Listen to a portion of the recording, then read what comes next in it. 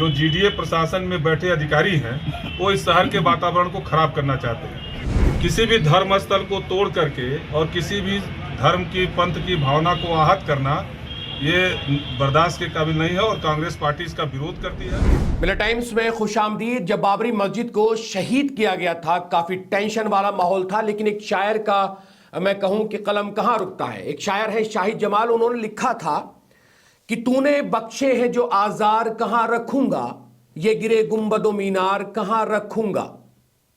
मेरा घर है कि किताबों से भरे हैं कमरे, सोच इसमें भला हथियार कहां रखूंगा। अपने बच्चों से हर एक जुल्म को छुपा लूंगा, मगर 6 दिसंबर तेरे अखबार कहां रखूंगा। अब ये शेर पढ़ने का मतलब सिर्फ इतना है कि इसमें लास्ट वाला जो शेर है, ऐसा लगता है इसको यूं कहा जाना चाहिए कि ये रोज के अखबार में कहां रखूंगा, क्योंकि आए दिन हम देखते हैं कि एक ना एक मस्जिद को, इबादतगाह को टारगेट किया जा रहा है। पहले भी कई मस्जिदों को लेकर हमने देखा है कि बुलडोजर चलने की खबर आई है, शहीद करने की खबर आई है, और न जाने कितनी मस्जिदों को शहीद कर दिया गया। उसमें कुशीनगर की एक मदीना मस्जिद की अगर मैं बात करूं तो वो मस्जिद शामिल है, गाजियाबाद के आसपास की मस्जिद शामिल है, और संभल में मस्जिद ही विवाद को लेकर आपने देखा कि 5 लोगों की जान चली जाती, बहुत बड़ा मसला हो जाता है। लेकिन आज हम बात कर रहे हैं गोरखपुर, जहां योगी जी का मठ है, एक ऐसी जगह जहां से योगी आदित्यनाथ जीतते हैं। वहां पर एक मस्जिद है, अबू हुरैरा मस्जिद। अब उसको लेकर एक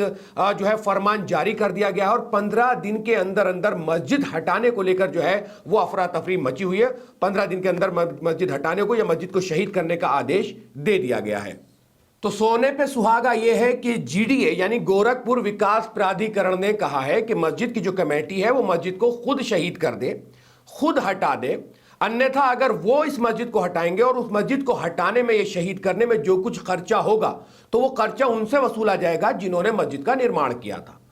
पहली बात तो ये कि आप मस्जिद को जो है अवैध बताकर हटाने की कोशिश कर रहे हैं।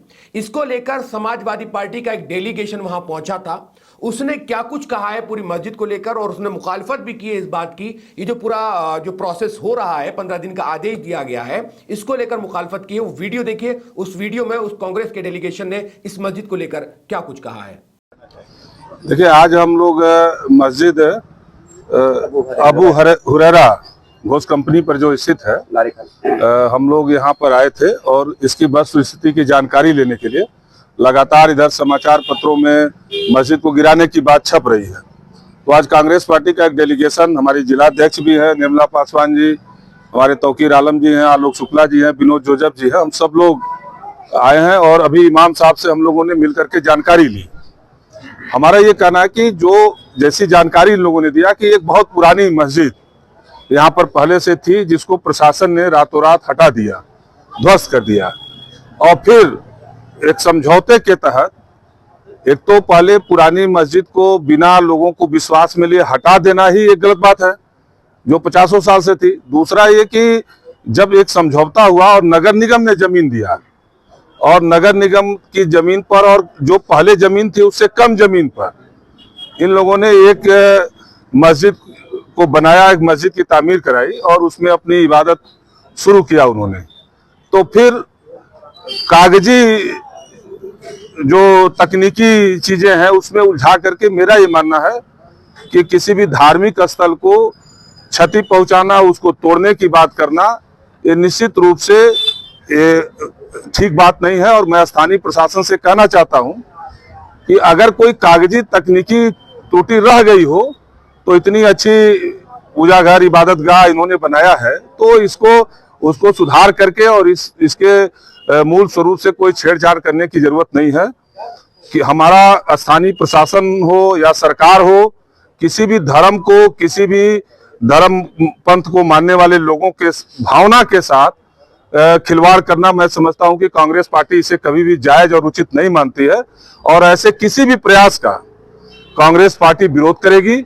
हम सब लोग कल जिलाध्यक्ष हमारी हैं और हमारी जिला कांग्रेस कमेटी, शहर कांग्रेस कमेटी कल कमिश्नर साहब से मिलकर के और इस संदर्भ में उनसे भी अनुरोध हम करेंगे कि इस पर पूरी तौर पर प्रशासन को एक सामंजस्य बैठा करके किसी चीज को तोड़ देंगे, गिरा देंगे, इस तरह की भाषा का इस्तेमाल किए बिना आपस में बातचीत करके इसका एक रास्ता निकालना चाहिए, जिससे ये इबादत गाह भी बची रहे और जो प्रशासन की मंशा है, बगल में जो कॉम्प्लेक्स बना रहे हैं, टावर बना रहे हैं, वो भी टावर बने, उससे मैं समझता हूं कि इस मस्जिद के रहने से, और इस मस्जिद को जमीन नगर निगम ने मुहैया कराया, कोई जबरदस्ती इन लोगों ने नहीं लिया है।